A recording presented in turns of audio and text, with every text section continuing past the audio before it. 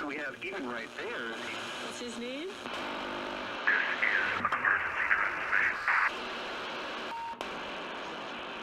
The American people understand that our strength is in our diversity. See our diversity in America not as something to fear, but as something to welcome because it's a source of our national strength. Our diversity, not only in our army, but in our country, is a strength. And as horrific as this tragedy was, if our diversity becomes a casualty, I think that's worse. We believe that our growing diversity is an asset. We must do everything in our power to educate people about diversity, to educate people about the strength that comes from difference. We understand that there's strength in our diversity. Diversity is the Democratic Party's greatest strength. That we find strength in our diversity.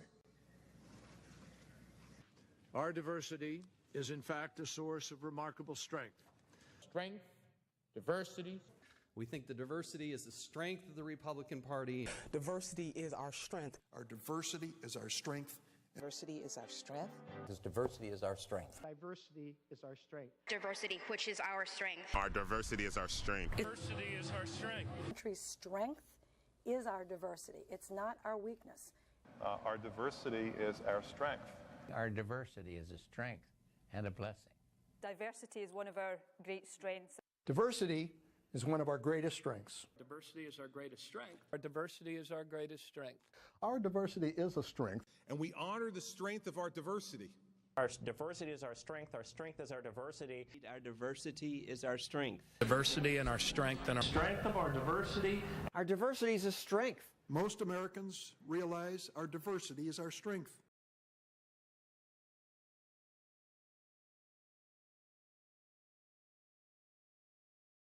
We find unity in our incredible diversity.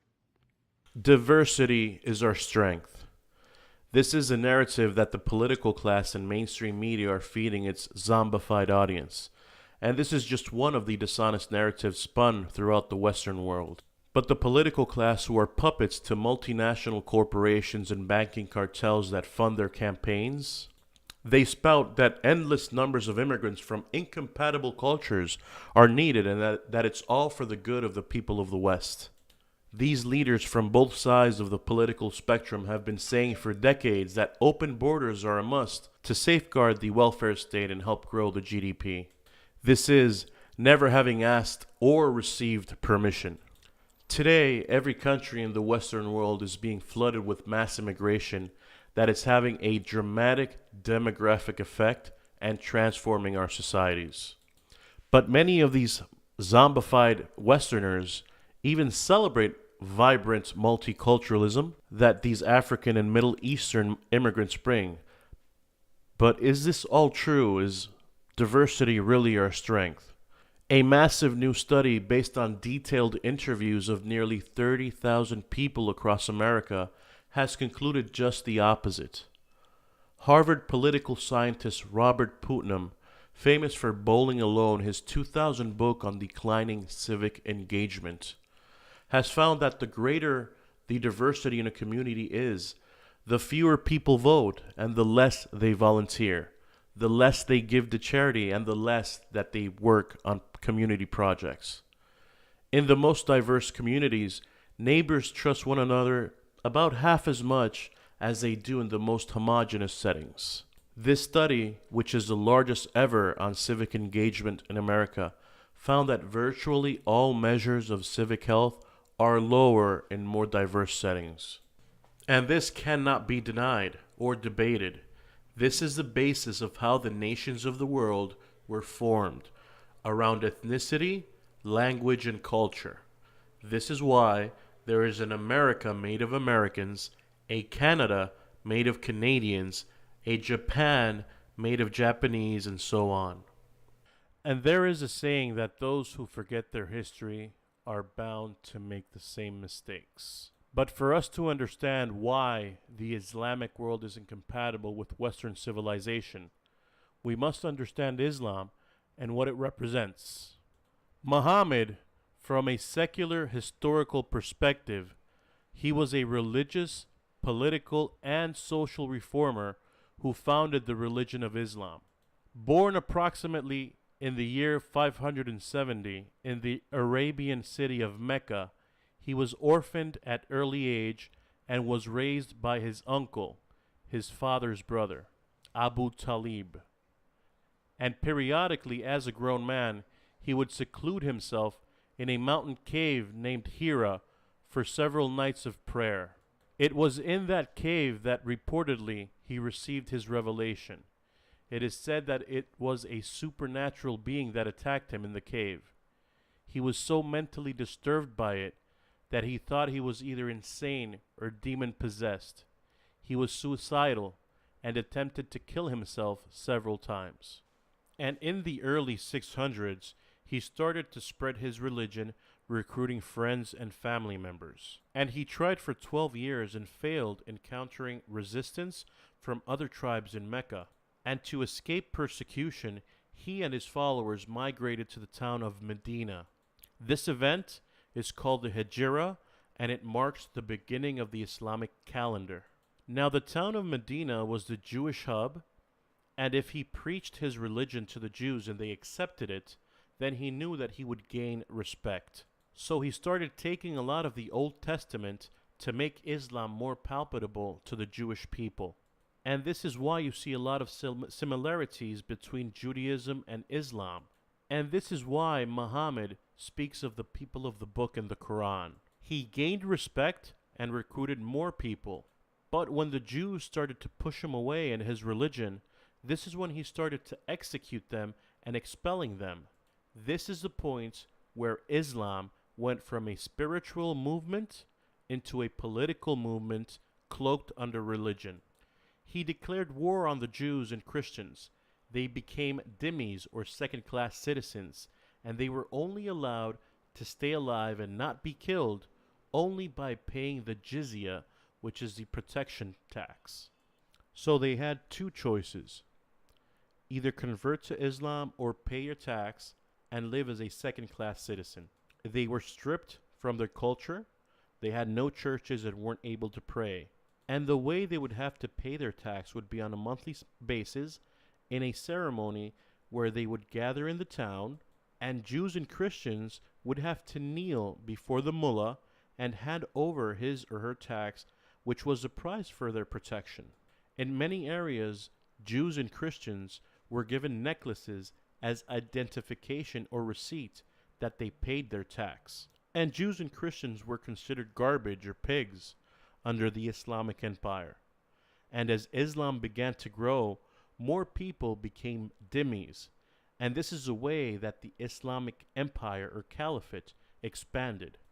Jews and Christians were given identifiable clothings, and that yellow star, yes, that most people think it was a German invention. It was actually an Islamic invention in the early 700s by the Caliph Umar II. And in the mid-800s, Caliph al-Mutawakkil reinforced it. The Jews were ordered to sew it on their outer garments to mark them as Jews, serving as a badge of shame. Jews and Christians couldn't walk on the same side of the roads as the Muslims since they were considered filth. They had to cross to the other side of the road so they wouldn't taint the Muslims' path. Christians were giving the sunar, or belts as we know them today. And this was called the Pact of Umar, or the Covenant of Umar. And as Islam continued to grow, they conquered vast parts of the world, which is known as the Ottoman Empire, even conquering Jerusalem. And in the year 1090, the Pope told the Christians, how could they sit idly while Christians are suffering in the Holy Land, and that they needed to liberate their fellow Christians and take back the Holy Land. This is why the Crusades were launched, to liberate Jerusalem and take back the Holy Land. And they were successful at first, and it remained under Christian power for less than 100 years before the Islamic Empire took it back.